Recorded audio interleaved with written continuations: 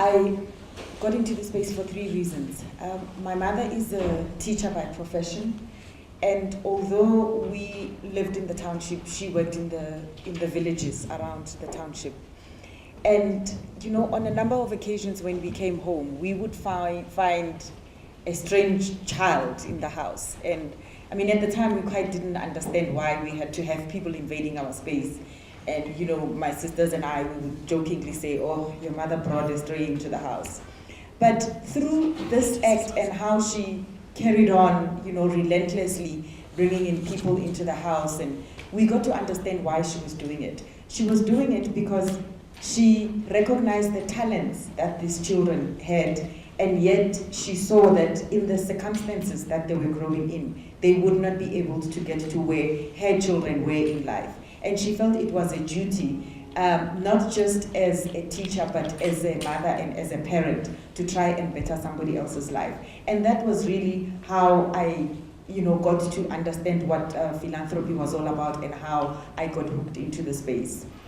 Secondly, when I look at the women in my life, I realized that my daughter has a better quality of life than I have.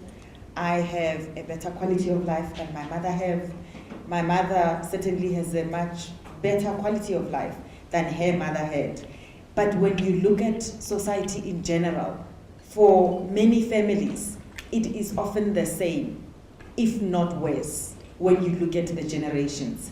And where it becomes worse is that in, you know, previous generations, you would find that, you know, they were able to eat because they lived on, you know, they could with subsistence living. But the generations after that are not able to plant spinach or to plant corn because now they live in a slum and no longer in the village. And I looked at it and I thought, surely it can be right that the generation that follows is in a worse position than the generation before. And I think the third thing that pushed me over the cliff was, we were having a discussion with Kabelo and the co-founder of Fotad, and saying, but when are we going to stop celebrating the first black woman this? Why is there such a dearth of black women in corporate South Africa, and yet black women as a population, we are more, you know, than other demographic groups? And that's why Fotad is unashamedly black and unashamedly female, because when you look at the workforce of South Africa, it is black women who are robbed of you know, opportunities to study further and be in corporate South Africa. So that's kind of how I got into the space. And my philosophy really is, if I can, through my work, my energy, my passion, my intellectual capital, my skill, affect somebody else's life in a positive way, improve their quality of life, make sure that how they live is different to how the previous generation lived, then I would have done my job.